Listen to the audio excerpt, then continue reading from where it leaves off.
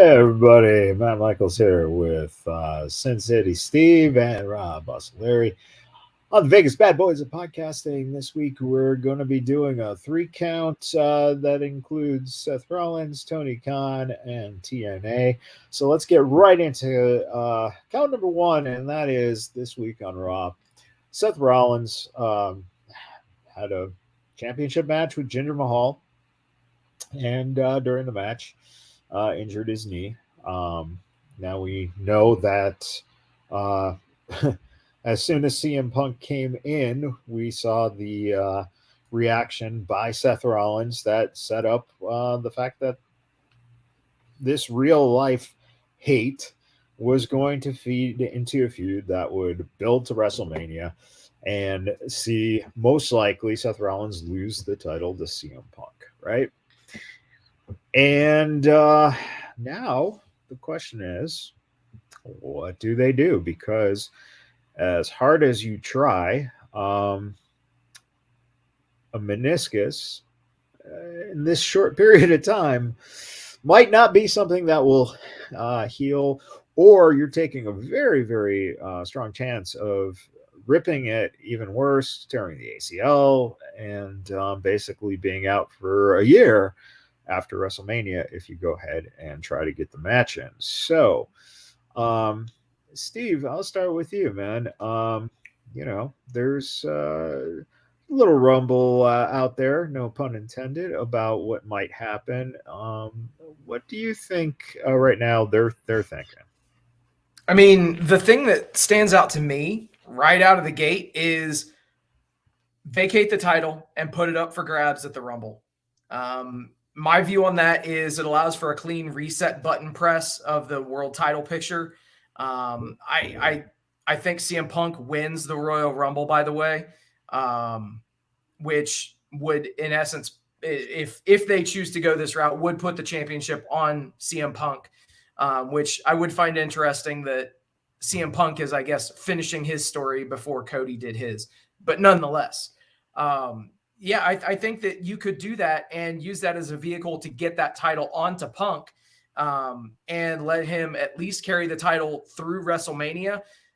As far as who his opponent would be, it's, your guess would be as good as mine. Maybe something would come out of the Rumble, and that would give us some insight as far as who he should face at Mania. That's the thing that stands out to me as, that's a no-brainer, in my opinion. Okay.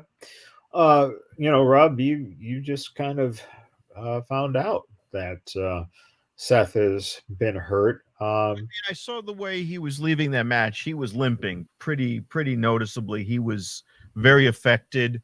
You see when some of these guys get a stinger. My father asked me, what's the other day? What is a stinger? And I'm like, that's when you basically have temporary. He's an old man retiring in a few months. Yeah. But stingers like, you get knocked on your head and now you're losing, you've got partial nerve damage to an area. This was not a stinger. This was, this guy, hurt himself really bad, like, Charlotte Flair, because he's favoring that leg, and the match, the cameras are going off and they're zooming in on his face. So I'm thinking this is fairly severe, obviously. But now here's the question is storytelling, where WWE does shine. WrestleMania is what, 3 months away? Or 2 months away? Yeah, it's roughly about 8 weeks away, right? Let's say. Can you keep a vacated title and maintain the interest to it? So the only thing I could think they do is have an eliminator tournament type scenario leading up to WrestleMania. Well, you don't need an eliminator tournament. You have literally an elimination chamber that is happening in Australia. That's right. Well, that's fair.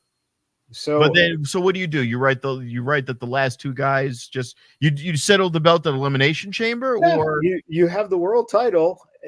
So basically, if you do a quote unquote tournament, or you have qualifying matches for the elimination chamber, so you have the 6 guys qualify, and that's the 6 guys end up wrestling in the elimination chamber for the title. Now, it writes itself. Do you do what AEW's done in the past and say that does Seth relinquish the title and say, "Hey, I got to get rid of it," or do you have a temporary interim champion? No, you don't do an interim champion. They never They don't do do that, that. yeah. In fact, they would rather Seth leave with the title and come back with the title, and then have 2 belts on a fucking ladder. It's they don't do quote unquote interims there. But one of the things that they kind of the best thing about an organization that has been around this long and has this much visibility worldwide is the fact that if something like this happens, it doesn't derail your whole program for WrestleMania, right? And one of the big things is you already have The Rock hinting that he wants to take on Roman for the head of the table. Okay. So you don't have to have Cody go after Roman, right? You could easily, at Elimination Chamber, have, like I said, either the title match there, or you can do something they haven't done since WrestleMania 10. And that is Punk and Cody both go out at the same time. And now you have your WrestleMania match for the heavyweight title. What do you mean they both go at the same time? I lost you there. Of the Rumble. Mm-hmm. So both of them technically won the Rumble. There's a title that happens to now be empty because the champion got hurt. And now you have a match set up because both men feel they won the Rumble. Now it's a story because both men are already arguing about the fact that they're both trying to finish a story. And now the story is even more diluted because both men just won the Rumble. So you have a lot of different scenarios you can go with. I think. How would you execute both in the Rumble? A double fall out of the ring like they did with John Cena and okay. Well, and with Cena and that they did a restart. Yeah, they did because Vince McMahon stormed out there, and that was not. He was genuinely pissed that happened with Cena and tore both of his quads. Yep. Yeah. He's sitting in the corner of the ring. No, but you in WrestleMania 10, you did that with Luger and Hart, and that's the only real time that they actually planned it. And then, Luger wrestled Yokozuna first, and Hart wrestled Owen, and then the Hart-Owen thing was to start that feud up and give Owen a win over Brett, and then you had Brett take the title from Yokozuna and a big celebration, and that started your championship run for him. They've never done a finish where both guys are declared the winner to the point where now there is a vacant title and you can direct it that way to make a match between the two of them. Cody versus Punk actually makes a lot of sense. Why? I don't know. There's another company out there that both guys were kind of the crown jewels of, that if you put those two as a main event of WrestleMania, I don't know. That just might tick some people off. This is the only thing I have with going that route. I don't mind what you said, except for bringing up anything related to AEW. They don't have to bring it up. No, they don't. But you're going to just be tongue in cheek about it for 2 or 3 weeks, cutting promos. Of course. And I get a little annoyed by that. It's just irritating because if you're not familiar with their product and you don't care about anything outside of the bubble of WWE, you have no idea what they're referring to. And that's why they won't. And that's but see, that's the whole point. The point is that you can create that match without ever having to mention it. But at the same time, the underwritings of it plays perfectly to the marks who, see it, know it. And American Bam Bam says, sure, except for the fact WWE doesn't give a fuck about AEW, and neither do WWE fans. Yeah, that's what I'm saying. Which is absolutely true. But again, because Jericho could show up on WWE tomorrow, and they're going to chant, "You still got it," and you're going to be like, "What the fuck?" Well, look at Jericho. I don't know if that's going to be the chant. Yeah. Well, yeah, he's got a lot of it, around the midsection, but my point is, if you go that route, here's my thing. I would be remiss to not remind anyone that Cody is going to say, "Oh, cool, you're giving me this belt, but that's not the one I wrestled for, and that's not the one I lost. That's not, and you're going to give me the win at Elimination Chamber, a premium live event, instead of at the one I'm supposed to get." And you would say, wait. They're not giving him the win at Elimination Chamber. At WrestleMania, even. All right, fine. WrestleMania, even. You give him the match at WrestleMania. Fine. Quite frankly, he doesn't win. Here again, have Punk win. You have Cody chasing this fucking thing for an eternity. My problem with that is WWE is notorious for doing that. And then by the time the baby face gets the belt, I've lost all interest. I don't care anymore. The Rock but you're missing the fact that in all honesty, that would be a Punk Cody match would be a wrestling match that people would enjoy. But the honest answer is, if you're going to use The Rock, it doesn't fucking matter, because the eyes are now coming to the product no matter fucking what. Having The Rock, see, here's my thing. This is where I'm a little confused now from a business standpoint. Having The Rock show up at your front door one day for whatever the reason, he wants to push a movie, he wants to be a congressman, whatever the fuck it is. You're creating a logjam. So now I have to write a plausible story by which The Rock interferes or is another, bump on the road of Roman Reigns' dominance. And now we have to have yet another long-ass, drawn-out story about all of these fucking Samoan people that I don't give a fuck about in this day and age, 40 years later. I don't give a shit about these people. They show up, they're bumps on a logs wearing chilies around their neck. I don't care. I don't care that Paul Heyman wants to explain to me the entire Samoan lineage. I don't care. But see, Bam Bam made the point, though. You're all acting like Ramses and Pete Hogan's title reign. The topic's moot. Yeah. So what do? You have Roman beat The Rock at WrestleMania. He is the head of the fucking family and the table. And Cody Rhodes is still, because he lost to fucking Punk, chasing the goddamn title for the next year. But we just keep this fucking bullshit up for another fucking year. I don't want to Dude, I wanted to give WWE another shot, but as long as this fucking bullshit's going on, thank you. And here's the thing. Cody Rhodes' story is going to be across promotions that he's a fucking title cuck, that he can't win. He's a choke artist. That's going to be his legacy. So what is he going to do? Come on a stage with a mustache or put on star makeup again?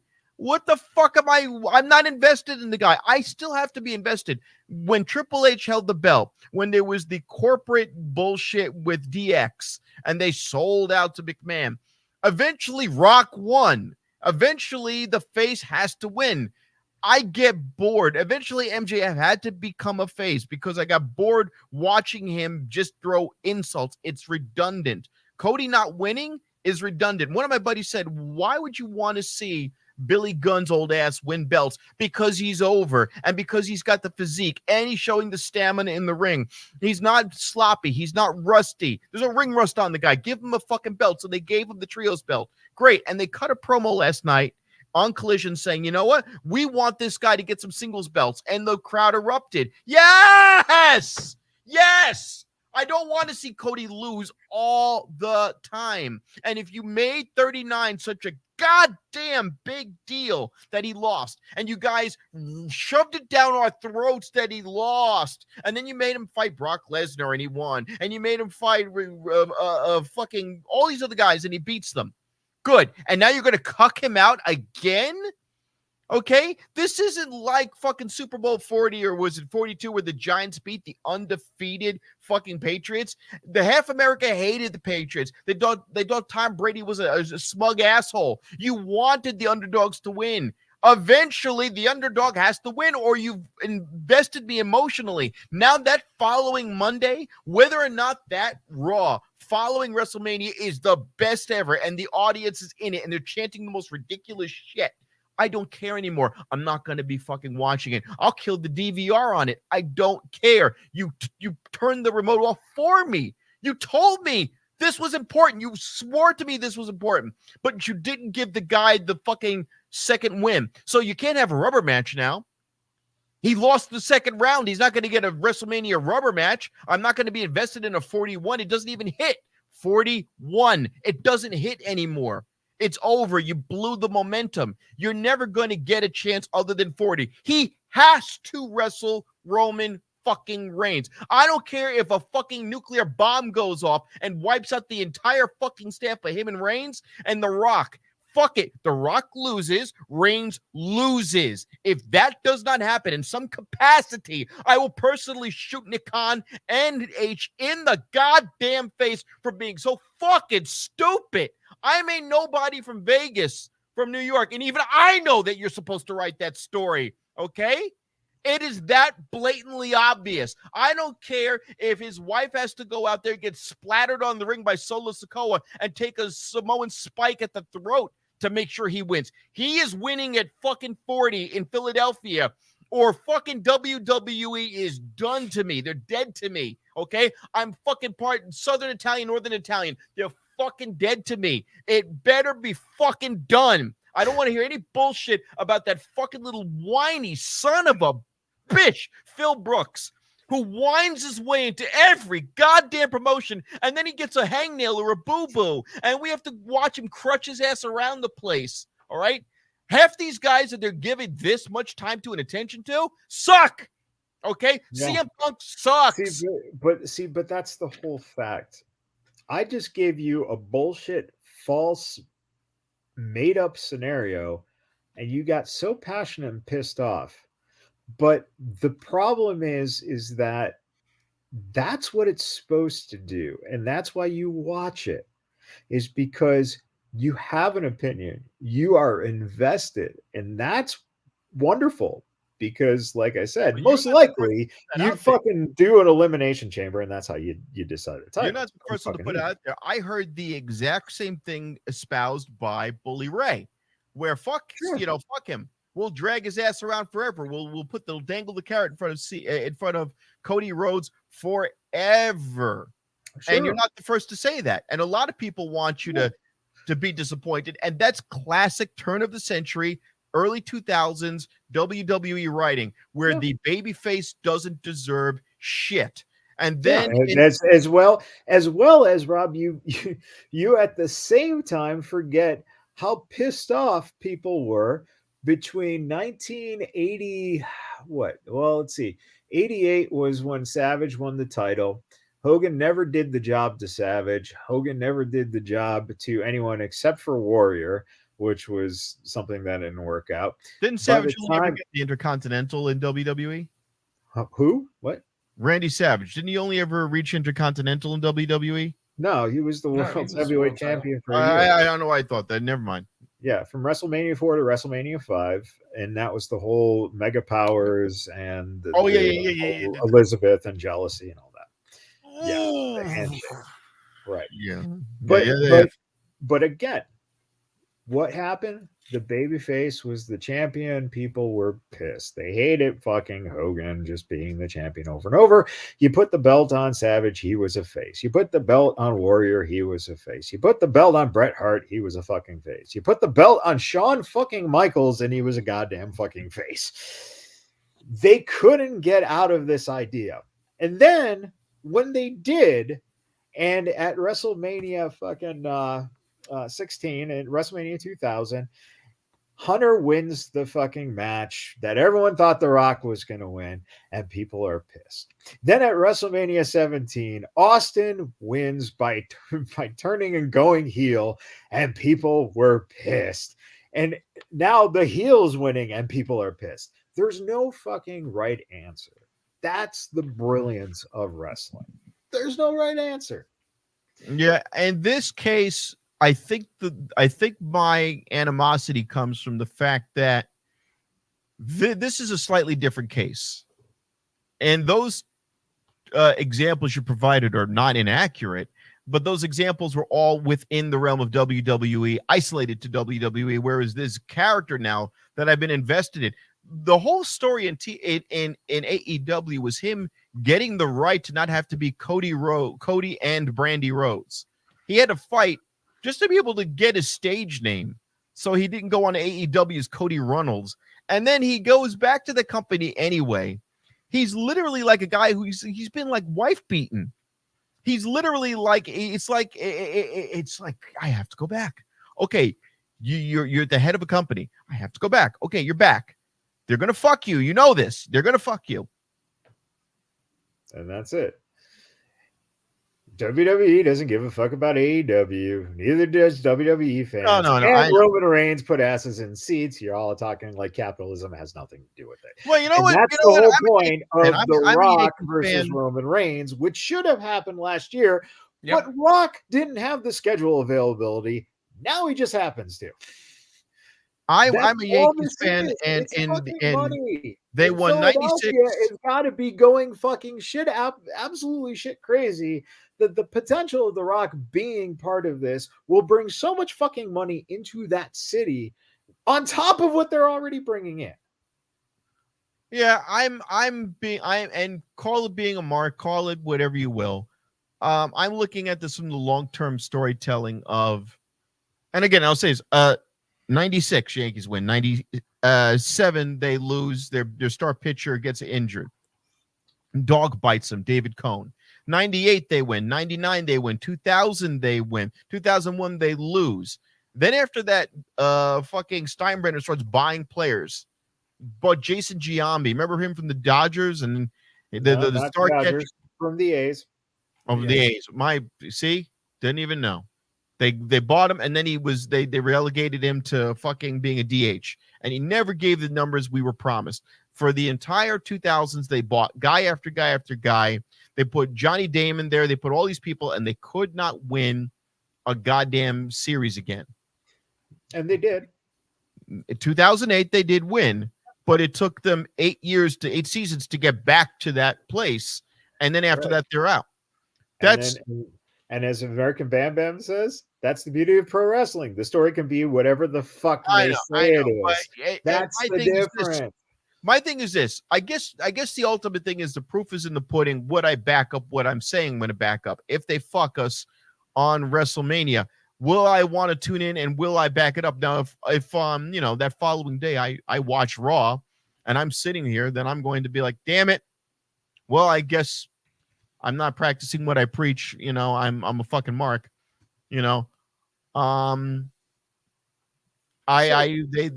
remade The Wrath of Khan. I said I would never watch a remake of The Wrath of Khan. I watched it, and when Spock started screaming out Khan and redid the famous Shatner line, I almost felt I had to take a shower in the movie theater. I'm like, God damn it, I got to return to my nerd card.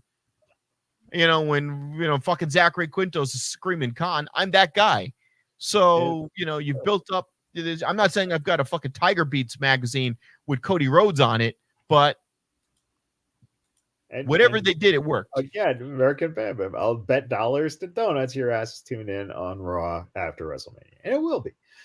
And the thing is, again, this is all hypothetical because one guy got injured on a Raw against Jinder Mahal, who you can practically say that Tony Khan is the guy who sabotaged WrestleMania by making Jinder Mahal have a match with Seth Rollins. That kind of it brings us to the count number 2, and that is the fact that Tony Khan on social media has been, shall we say, a little spicy as of late, and doing Spicy things like curry. Yes, and if it was TNA, like Curry Man. But Tony got this whole thing started about Jinder Mahal and talking about basically shitting all over the fact that this guy was a champion, right? Although very much so, it shows Tony's disconnect from the idea of making money in wrestling, because the only reason Jinder Mahal was champion, same with Great Khali, was because India is a thriving market for pro wrestling, right? Especially American pro wrestling. Bamboo cage match. The bamboo cage Punjabi match. prison match. Yeah, Punjabi. Yeah. That was... Listen, and the fact of the matter is that as looked down upon as these guys were as champions, they still printed money in India, right? So again, the capitalism. $10 here. Well, hey, $10 here though is worth millions of dollars in India. That's the thing. That's what we see. So go ahead, Steve. I was just going to mention, the only thing that really kind of has always stood out to me with that Jinder title reign, if you remember, they had him hold the title until like 3 or 4 weeks before the India tour. Yeah. Like they didn't let him actually take the title to India and defend it there. They had him lose right before the fucking the Oh, no, you're not going to lose that title in Mumbai. It's like, what the fuck? Well, it's because that was just something that always stood out to me. Like, I would think that they would have, that it would be ample, revenue for them to, entice people to get to the show. Prince of Persia over there is going to sell it for $10 a kid. Yeah. No. And it's because Vince just found out 2 weeks before that Jinder had the belt. And then he quickly found out all sorts of other things. Yeah. That, anyway. Whatever. But realistically, Tony decided to start voicing himself and start.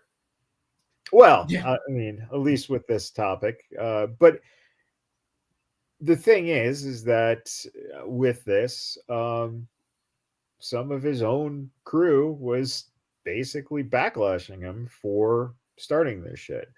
But not only this, just a few days ago, in bragging about AEW, he decided to put a picture of Tony Montana with cocaine. Well, not with cocaine, but from Scarface on his tweet, where everyone already makes the jokes about it. And as Steve pointed out in Wrestling Talk, he also decided to brag about the rating system coming back for the wrestlers, because apparently the rating system equals ratings on television, I guess. Yeah, dude. Something like that. You're talking about the AEW rankings, you mean? The rankings. Yeah, the ranking. Yeah. And Bam Bam's Tony acting like stories matter, and for the life of him can't put a story together himself. How ironic. So it's interesting, like because his shows. Well, remember this story from 4 months ago? We're going back to it now. No shit. All I can say is if we see Keith Lee in a GIMP mask, then the shark has been jumped. T's and P's to Keith Lee, though. He's going through some shit right now. So, of course, but it just Oh yeah, if he's got the Pulp Fiction was just called out, and if anyone's going to be running around in a GIMP mask, Eeny, meeny. Hermione. Right. You know, But it brings up the Keith point. Lee and Swerve Strickland and a samurai sword. Oh, Jesus. But the truth of the matter, Steve, is Keith Lee don't let anyone fuck him up the ass but me, Chin. And you don't look like no damn me, Chin. Oh man. So Steve, the fact of the matter is here you have a company that's supposed to be different, right? Which is fine. That's great.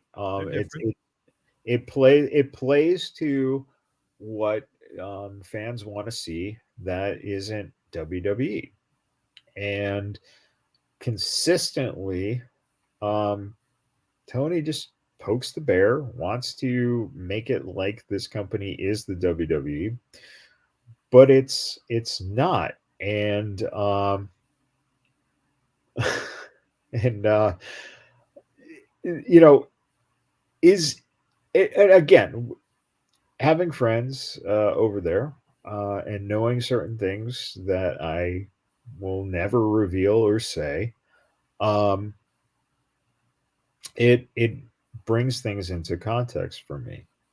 The honest answer is, what do you do about a boss who is essentially getting you into a position that really realistically, you shouldn't have to worry about having to come onto social media and say, "Hey, Tony, get off of social media."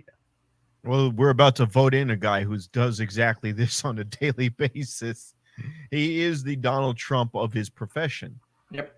And people like that operate on a very anxious and defensive mode all the time. It's the Chihuahua attacking the bulldog, and you're like, dude, you're gonna get your ass kicked. And this is not going to end well. You don't have the means, you don't have the resources, and when you do have a glimmer of hope or the right direction, you find a way to veer yourself. It's hard for people to be humble. That's the hardest thing in life, is to be humble.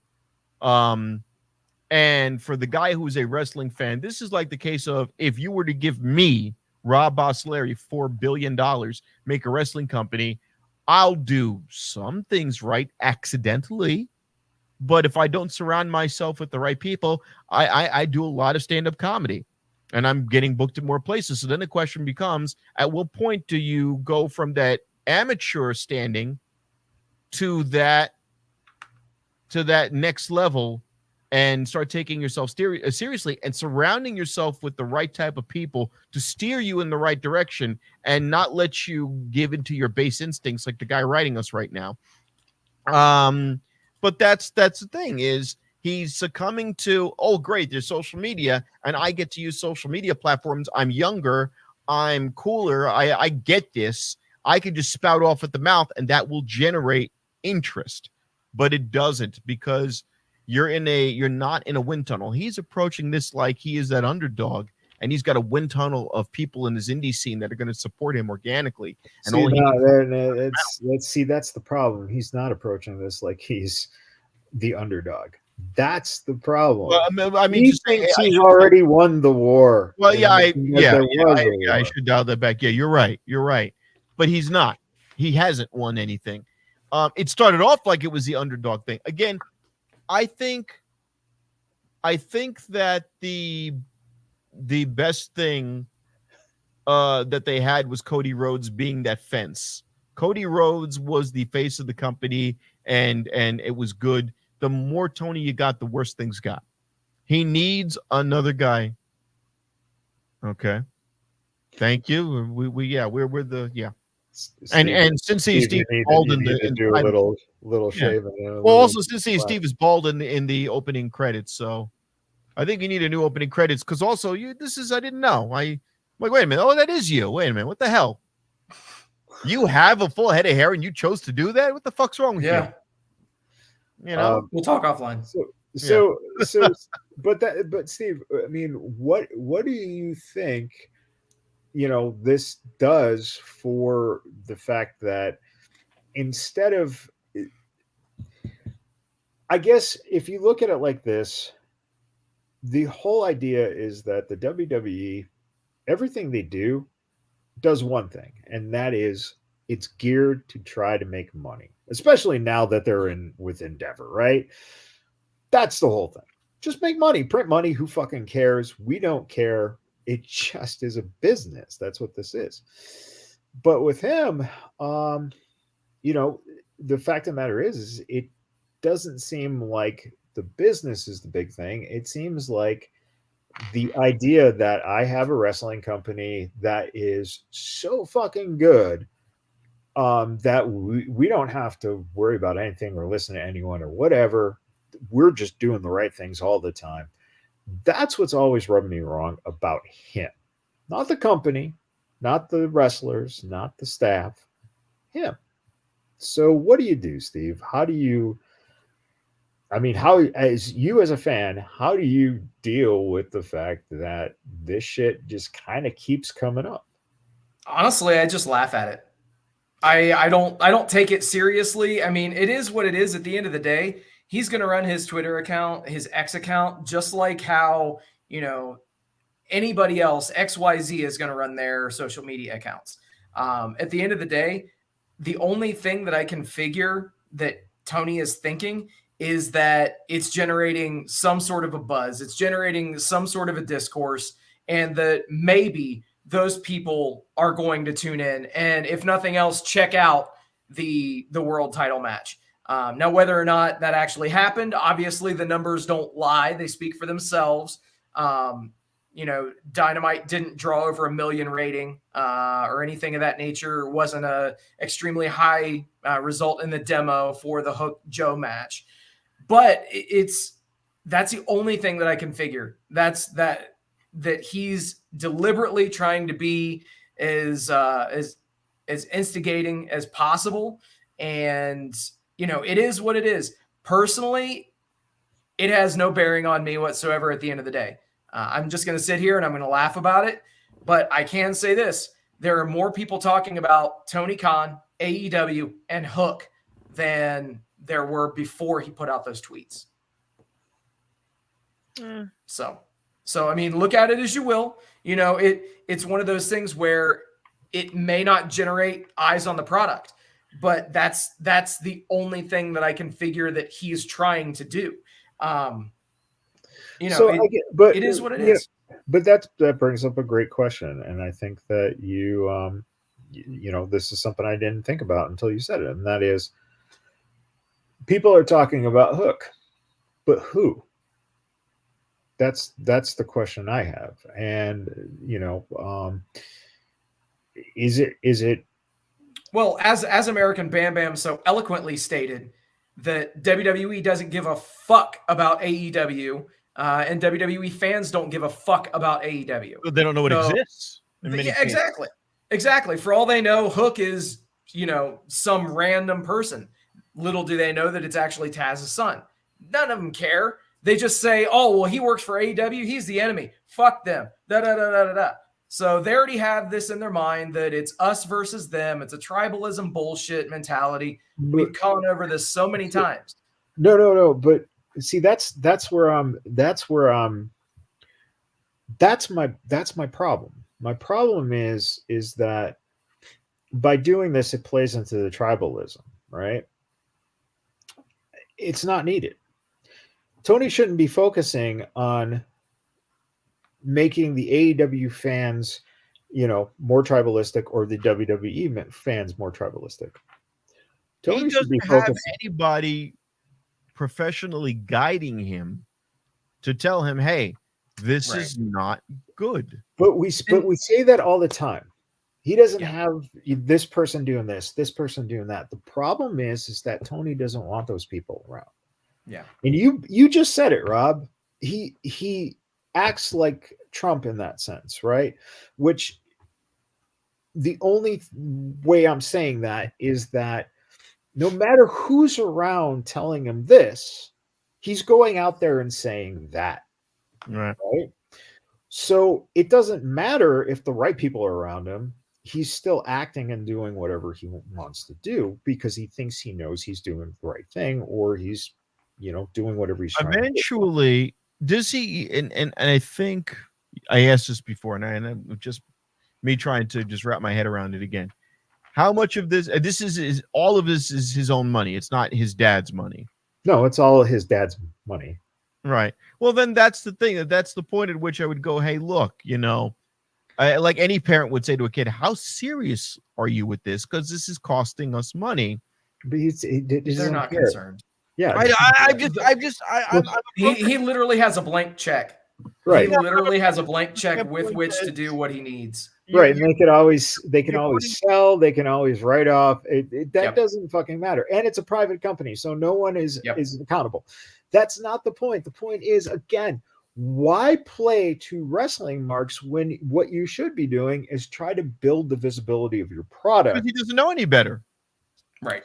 He's approaching this again, like I said earlier. He's approaching the perspective of a billionaire kid who got to buy his own wrestling company, and he surrounded it with good talent from all around. He took WWE people, NJPW, TNA Impact. He got people from indie scenes. He built a good roster of people. Can't complain about the roster. People get injured. Some people just don't work with the crowds. They don't connect. Fine. But then you go off and you make yourself a face because you think you're going to do some sort of Vince McMahon thing. McMahon did that ironically and then rolled with it. But he hasn't. That's the whole no, thing. I agree with you. Character. I agree with you. Again, this is the I'm difference. saying from a comic perspective, he's not reading the room. He's not reading the room. But he is reading the room. He's reading the room he's in. And the room he's in are the people who tell him, you're great. Your product is great. We love what you do. He doesn't listen to the other people who question, why is your women's division this way? Or why is your storytelling this way? Right. And I'm talking honestly from seeing. Do we know how many writers he has? Who is the chief person responsible for putting together? Because I know WWE's had Freddie Prinze Jr. at one point. They have a team of writers. They always have, they always have writers. That's been their thing. AEW does not have quote unquote writers. You have ring agents who work on the matches and stuff, but Tony is the one who is essentially putting together all the shows. He'll be the first to tell you that he puts together all the shows, not only Dynamite, but Collision and Rampage and Ring of Honor and whatever other things. Say the same for Vince McMahon, who would make changes on the fly, just like he did with the women's tag team belts, and then at the last minute telling Bayley and Sasha, hey, you're going to lose to the whatever the hell those Australian women where it's been so long. But it's but Vince McMahon already had, by that point he's already had a company that's been around for it's 40 years or whatever. And the idea that frustrates me is that your product is not growing to what you are saying it has. And it frustrates me. Didn't you see the numbers at Wembley? They're already almost sold out. Yeah. They're doing great. But again, looking at it, you even said it, Steve. He announced this ratings thing on Twitter as if this was, the greatest thing ever. Yep. Where you haven't done it since 2022. It's been gone for almost 2 years. And does anyone care outside of the people who are like you, who thought it was a good idea when it was implemented, right? I mean, clearly the numbers don't lie, and that those prove to be the answer to your question being no. The people that are going to tune in were the ones that tuned in. Anyway, right. There was a lot of discourse online. Yes, that, it didn't translate to viewers. And that's the biggest issue, the biggest problem with this. X and all the other social media networks are not real life. Right. Real life is real life. And it stokes the tribalism. Absolutely. Instead of and Rob, again, in bringing that factor of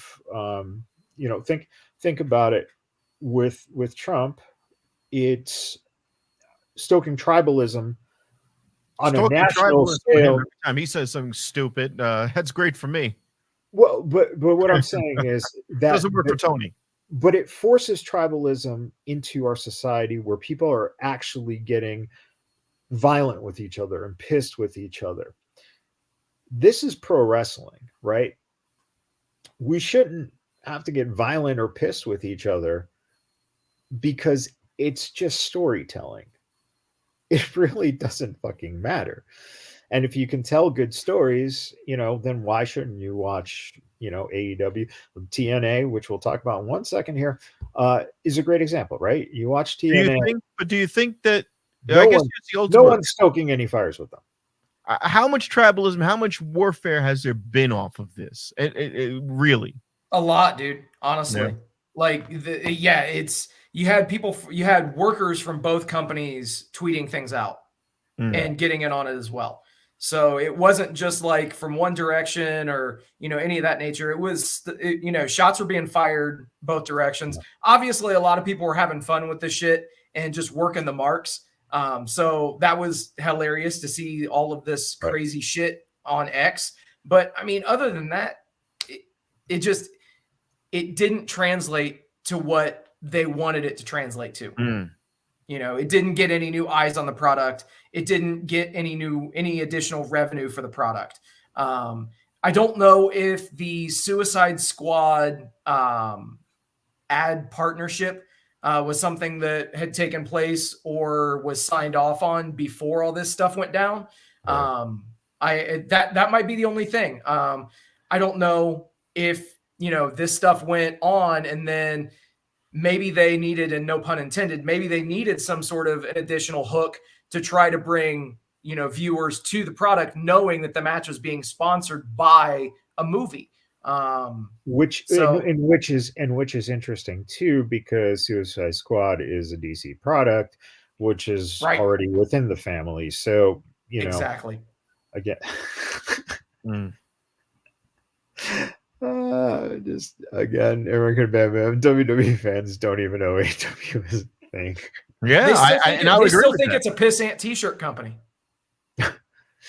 who apparently can't do a t-shirt quick enough. No, not at all. Patch until until the guy doesn't have it. The eye patch, they finally put Toni Storm in Fight Forever, guys. I don't know if you are aware of that. Oh yeah, that's right. It's with her Outcast gimmick, not the Timeless gimmick. Just in case you were curious. But now she's in black and white. Yeah, I think they redid the cover of the game. So let's go from that tribalistic thought to TNA, which was in town. We were at the pay-per-view television tapings, and it's the rebranding of TNA, which they did a tits and ass. Oh, sorry, wait, no. And Teston Albert. That's the TNA that I grew up on, right?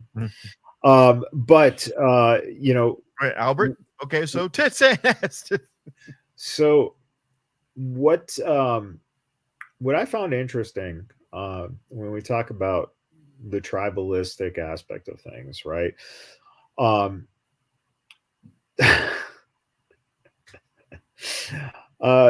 Rob's comedy shows are that lowbrow. In fact, his brow is under his balls. It's that fucking low. My comedy, I do impersonations more than anything, and primarily of Trump. So yes, that low brow.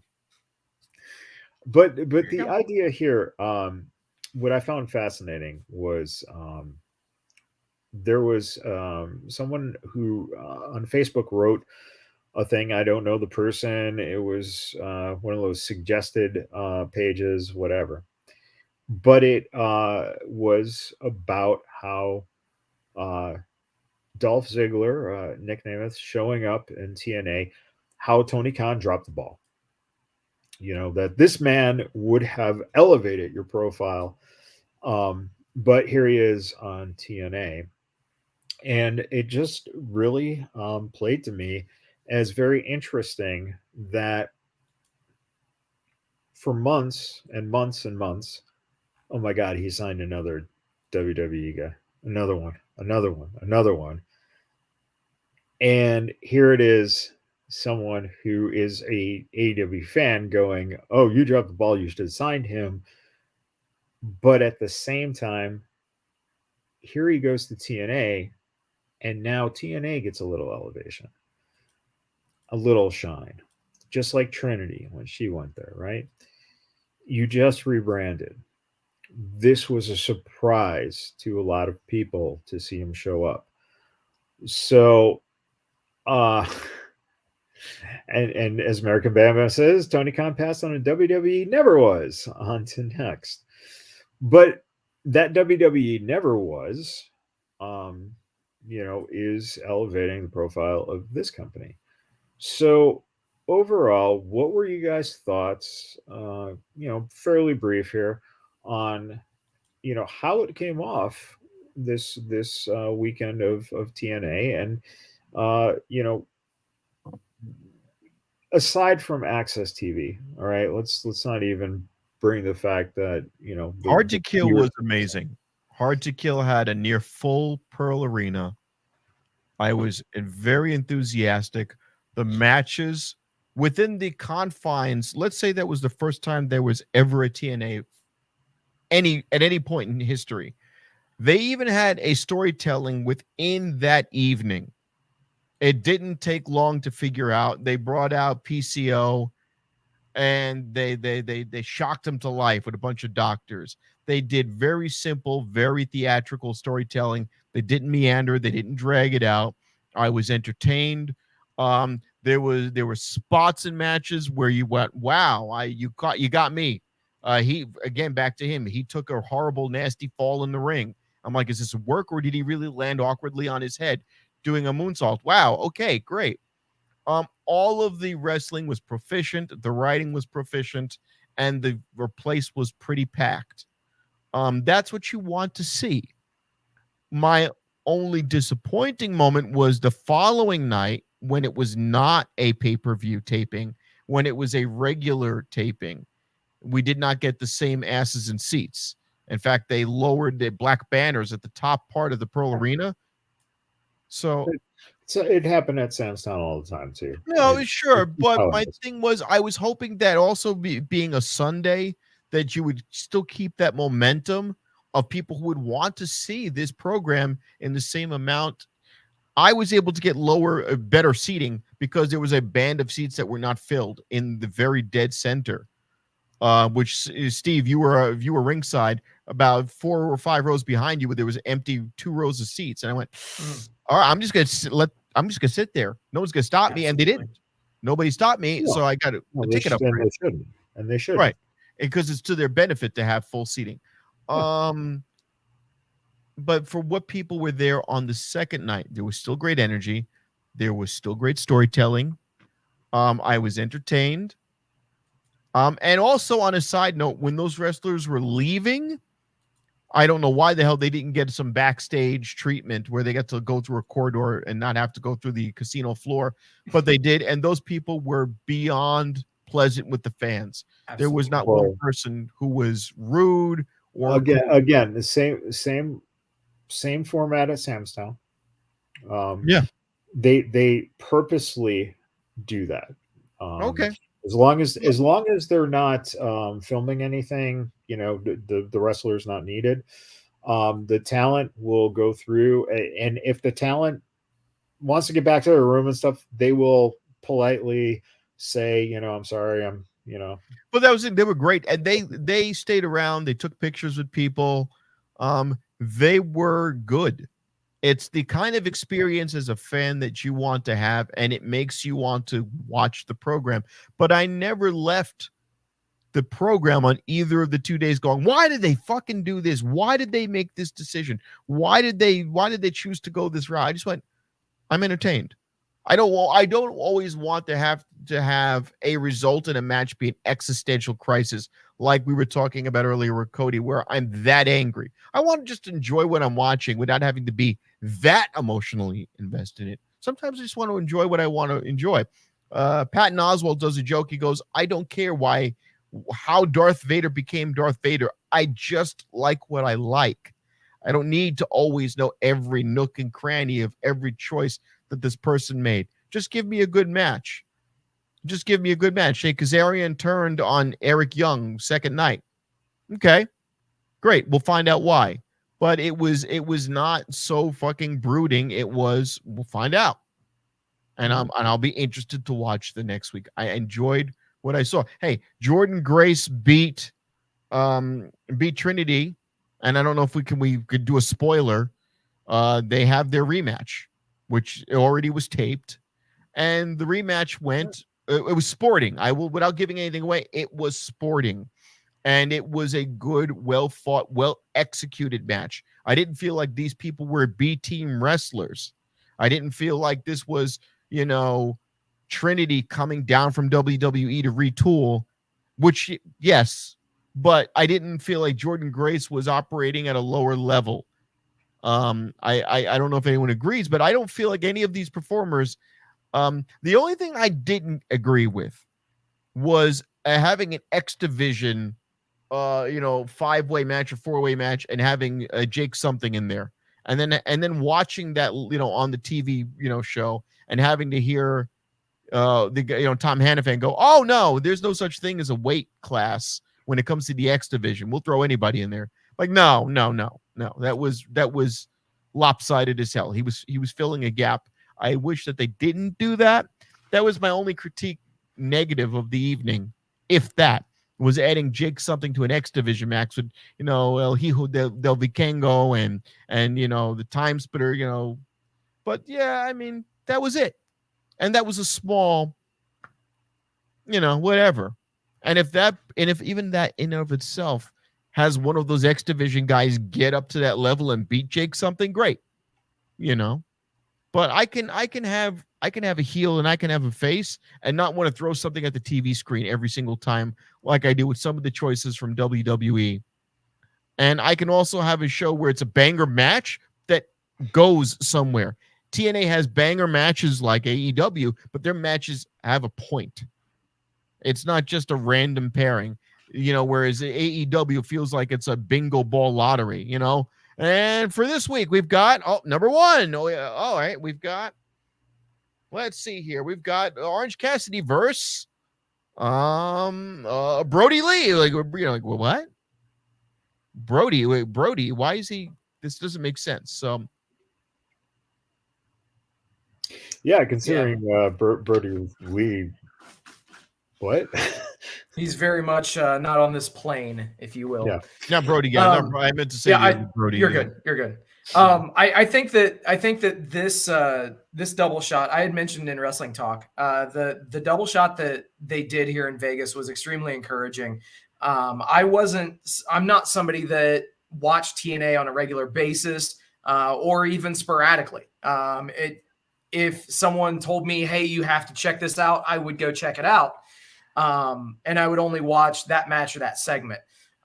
So quite honestly, this is a completely kind of a new realm for me in terms of presentation. Yes, I've seen, the TV tapings I've been to in the past, but I didn't follow the product. Coming out of these two shows in Vegas, I want to follow the product. Be it on Impact Plus or TNA Plus or, whatever the fuck it is. I'm strongly considering getting that just so that I can check out how they're going to book these storylines, how they're going to go about being an alternative. Because quite frankly, there's a large percentage of fans that tuned out of the worldwide leader, if you will. And there were reasons for that. Obviously being promised one thing from another company, those things weren't always adhered to. And now you can view this as a bit of a reboot. You can view this as the start of something new, and that's how I'm choosing to view it. I think that competition is always a good thing, not just in professional wrestling, but in life. Competition always brings the best out of everybody involved. And this is going to be the best thing for fans, quite frankly, because now it's going to give us another flavor of ice cream. And I'm not saying that Impact wasn't around or anything of that nature, but I think that, with the names that have come in, the names that they have signed, they have brought in a couple of people to their Florida tapings as well, former WWE names. So it definitely looks like as if they are trying to generate buzz, trying to get more eyes on their product. And at the end of the day, that's what all of this is about. Because as American Bam Bam mentioned, capitalism is a thing. So the fact is, you want to make as much money with your professional wrestling company as you can. How do you get to that point? Obviously, we have one major leader that knows exactly how to make money because they're making it hand over fist. We have another company that the owner of said company might not have the best idea on how to make money. And now with a third company rising up and them treating this like it is a complete rebranding and the start of something new, why the fuck not? Check it out. I remember in the teens when Dixie Carter was the Vince McMahon character and she was trying to be that role, and she flipped it to Sting and Hogan for a while, and they had their factions, and it eventually ended up with her going through the table and kayfabe and ultimately disappearing, and she ends up selling the majority shareholder of TNA. There was a point when she learned, I can't do this anymore because I'm not going any further with it. So that's my only fear for AEW, is that point where you've dug your heels in and it failed so badly that your company never comes back, because TNA was fairly large 10, 15 years ago. It wasn't going to be AEW big even, but it was bigger than it is now. Yeah. I hope they can get back there, but my disappointment was in day 2 when they didn't fill up as many seats, and it was noticeable. Looking at Cage Match, pay-per-view drew about 1,600. TV taping drew about 1,300. So it was definitely was a step down as far as the attendance. I do want to just mention something. American Bam Bam mentioned in the chat, alternative is tribalism. Call it more wrestling. You're advocating for the same thing you despise based on word choice. So the fact is, if you'll notice, I don't talk shit about WWE on a large scale. I prefer to not comment on it. I literally just made a point. Well, no, seriously. My thing is, I'm not going to disparage WWE by talking shit about it. That's just the viewpoint that I've always tried to take. My decisions to not follow that product are my own completely. And I'm not advocating for anybody to not watch WWE or to participate with that product. But that's just my belief and my reasoning as to why I've not. It sounds so religious, though. It does sound so religious. I'm an evangelical. I'm a Catholic. But I mean, realistically, I'm not going to talk shit about WWE, because what good does that do? Realistically, it doesn't do any good.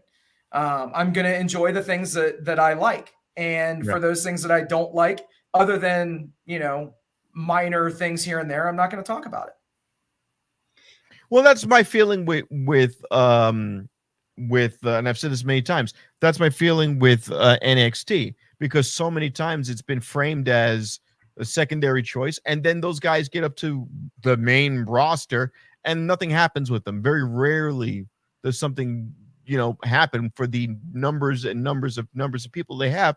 It is the minor leagues, and I just couldn't get into it. Seth Rollins, Roman Reigns, Kevin Owens, Sami Zayn. Kevin Owens doesn't count. Kevin Owens counts because he was NXT champion before he got up there. almost every single person on that roster came through NXT. It's just that people like to forget things because of the fact that, oh, well, so-and-so, got a bad gimmick when he got up. Oh, Keith Lee got screwed when he got up. Well, you know what? Not everyone is going to fucking make it. Because then you're going to have a million roster spots filled. And then what's going to happen? Oh my God, AEW has too many people on their roster. They don't use them right. Just like WWE has too many people on their roster. They don't use them right. They should go this place. They should go that place. That's one thing about TNA. They're limited in their funds. So guess what? It's targeted. They very much so. And it works.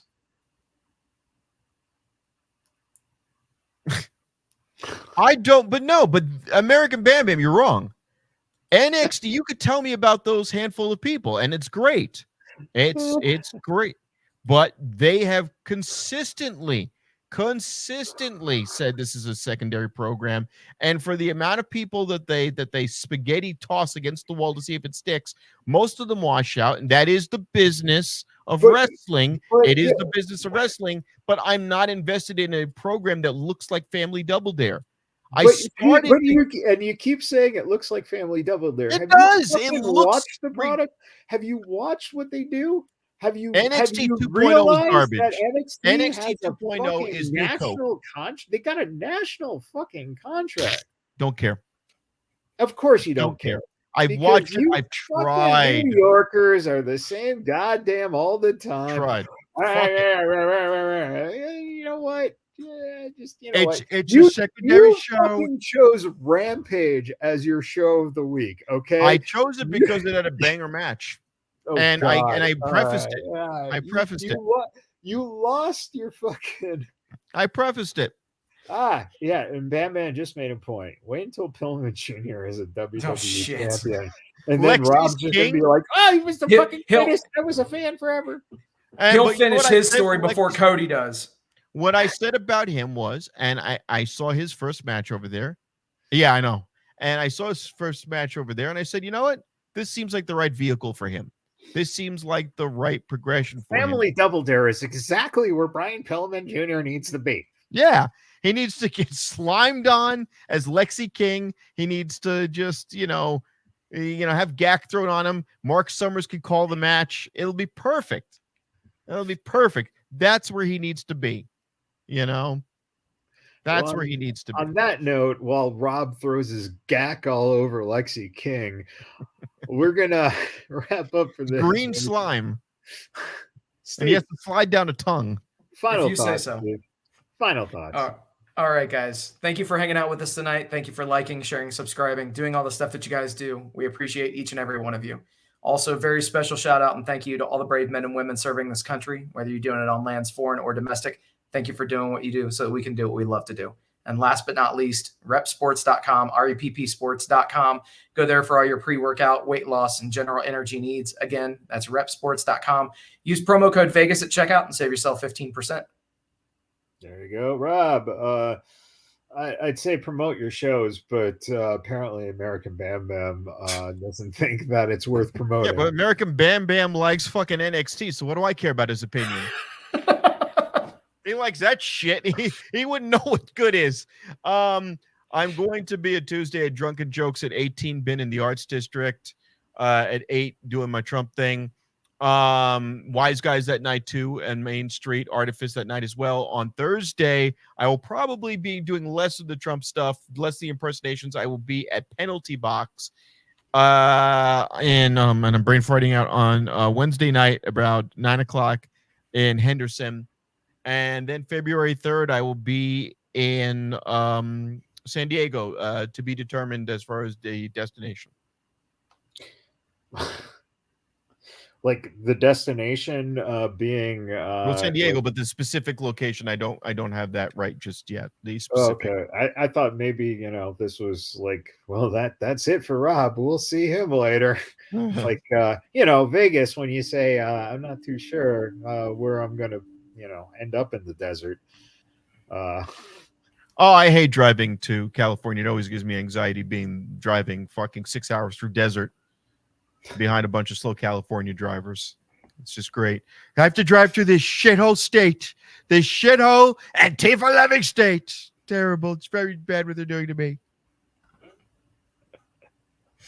That's awesome. Well, there you go. And while you're in San Diego, you can go check out the wall you built. Beautiful. It was the most beautiful wall. Thousands and thousands of miles of perfect, pristine wall. Mean tweets and cheap gas. Yeah. There you go. All right, everyone.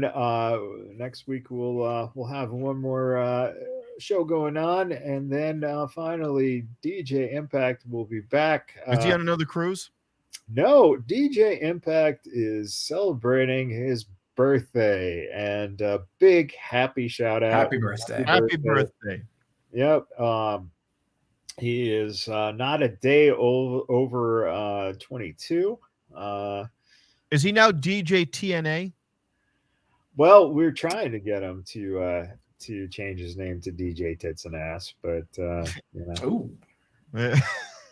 I think somebody might have something to say about that. Yeah, American Bam Bam. American Bam Bam. That's okay. He's making our country great again. Who, American Bam Bam? Absolutely. Well, absolutely. Yeah. Much better than you, Rob. Much better. Oh my God. That's what I get for not supporting the what is it? Are we calling him the red team? The blue team? What is WWE? I don't know, but I do know by logic, would he be a mark for only supporting WWE? No, he supports pro wrestling, but he also supports pro wrestling that makes sense. So no, I said, he's like Steve, when he sees shit that he doesn't like, he'll call it out. I've said profusely tonight and recently, I've been saying for the last few months that AEW is like, hey, here's a cliff. Well, you step on the pedal. Here's a cliff. Look at that. It's a cliff. It's just, hey, there's a bridge over there, Tony. There's a bridge. Nah, it's a cliff. It's faster. Cliff. It's faster. Oh man. Well, there you go. Rob's speaking of going off a cliff. Yeah, Rob's gonna jump off a cliff, and we'll see if his body lands in San Diego or not. That's what think I just learned. Oh God, please don't. Hey, since you're going to be in San Diego, I hope you run into your boy Dominic, and he sets you straight about being in prison. And I'll meet some of his cellmates at San Quentin. I'll stop over there and I'll get an exclusive Vegas Bad Boys podcast interview with interview behind the bars. Behind the bars. That's perfect. Behind the bars. Yeah, unfortunately, the kind of bars that Rob plays in don't have those kind of people in it.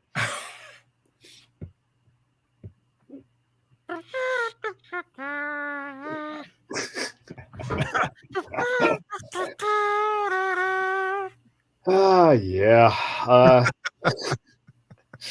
All right, everyone. Until next week, we'll see you.